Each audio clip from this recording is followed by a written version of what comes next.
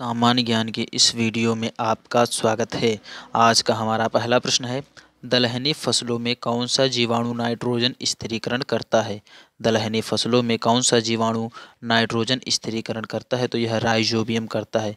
दलहनी फसलों में राइजोबियम जो है यह जीवाणु नाइट्रोजन स्थिरीकरण करता है। अगला प्रश्न है हमारा, दूध में सर्वाधिक मात्रा में पाया जाने वाला तत्व कौन सा है।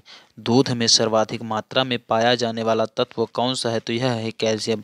कैल्शियम दूध में सर्वाधिक मात्रा में पाया जाने वाला तत्व है। अगला प्रश्न है, देश में आम्रपाली आम की प्रजाति किस वैज्ञानिक ने विकसित की। देश में आम्रपाली आम की प्रजाति किस वैज्ञानिक ने विकसित की, तो ये विकसित की थी डॉक्टर R.N. सिंह ने। Doctor R.N. सिंह ने जो है देश में आम्रपाली आम की प्रजाति को विकसित किया था, डॉक्टर R.N. सिंह ने। अगला प्रश्न है, धातु के प्याले में चाय पीना कठिन है जबकि चीनी मिट्टी के प्याले में चाय पीना आसान है, क्यों। क्योंकि धातु ऊष्मा का सुचालक होता है। जो धातु है यह ऊष्मा का सुचालक होता है। अगला प्रश्न है, ध्वनि को आँख की भांति उपयोग करने वाला स्तनधारी कौन सा है। ध्वनि को आँख की भांति उपयोग करने वाला स्तनधारी कौन सा है, तो यह है चमगादड़। चमगादड़ जो है यह ध्वनि को आँख की भांति उपयोग करता है, स्तनधारी। अगला प्रश्न है, नई कोशिका की उत्पत्ति किस क्रिया से होती है। नई कोशिका की उत्पत्ति किस क्रिया द्वारा होती है, तो यह कोशिका विभाजन से होती है। नई कोशिका की उत्पत्ति जो है यह कोशिका विभाजन से होती है। नई कोशिका की उत्पत्ति जो है यह कोशिका विभाजन के द्वारा होती है। अगला प्रश्न है, नाभिक का आकार कितना होता है। नाभिक का आकार कितना होता है, तो यह 10² जो है -10 जो है यह होता है नाभिक के आकार होता है। यह नाभिक का जो है आकार होता है इतना। अगला प्रश्न है, नाभिकीय ऊर्जा प्राप्त करने के लिए किस तत्व का प्रयोग किया जाता है। नाभिकीय ऊर्जा प्राप्त करने के लिए किस तत्व का प्रयोग किया जाता है, तो यह यूरेनियम का प्रयोग किया जाता है। नाभिकीय ऊर्जा प्राप्त करने के लिए यूरेनियम का प्रयोग किया जाता है। यूरेनियम का प्रयोग। अगला प्रश्न है, पदार्थ के संवेग और वेग के अनुपात से कौन सी भौतिक राशि प्राप्त होती है।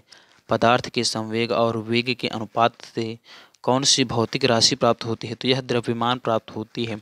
पदार्थ के संवेग और वेग के अनुपात से जो राशियाँ प्राप्त होती है वह है द्रव्यमान। द्रव्यमान जो है यह एक भौतिक राशि है, द्रव्यमान। अगला प्रश्न है, पश्मीना ऊन किस जंतु से प्राप्त किया जाता है। पश्मीना ऊन जो है यह किस जंतु से प्राप्त किया जाता है, तो यह बकरी यानी कश्मीरी से प्राप्त किया जाता है पश्मीना ऊन। पश्मीना ऊन जो है यह बकरी यानी कश्मीरी से प्राप्त की जाती है पश्मीना ऊन। अगला प्रश्न है, प्रतिध्वनि किस कारण उत्पन्न होती है। प्रतिध्वनि किस कारण उत्पन्न होती है, तो यह ध्वनि के परावर्तन के कारण उत्पन्न होती है। प्रतिध्वनि जो है यह किस कारण उत्पन्न होती है, तो यह ध्वनि के परावर्तन के कारण प्रतिध्वनि उत्पन्न होती है, ध्वनि के परावर्तन के कारण। अगला प्रश्न है, प्लाज्मा में प्रोटीन किस अवस्था में पाए जाते हैं।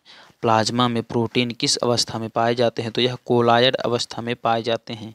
प्लाज्मा में जो प्रोटीन है यह कोलायड अवस्था में पाए जाते हैं। अगला प्रश्न है, बाजार में मिलने वाली गर्भनिरोधक गोलियों को क्या कहा जाता है। बाजार में मिलने वाली गर्भनिरोधक गोलियों को क्या कहा जाता है, तो इसको स्टीरॉयड हार्मोन कहा जाता है। इनको हम स्टीरॉयड हार्मोन बोलते हैं, स्टीरॉयड हार्मोन कहा जाता है।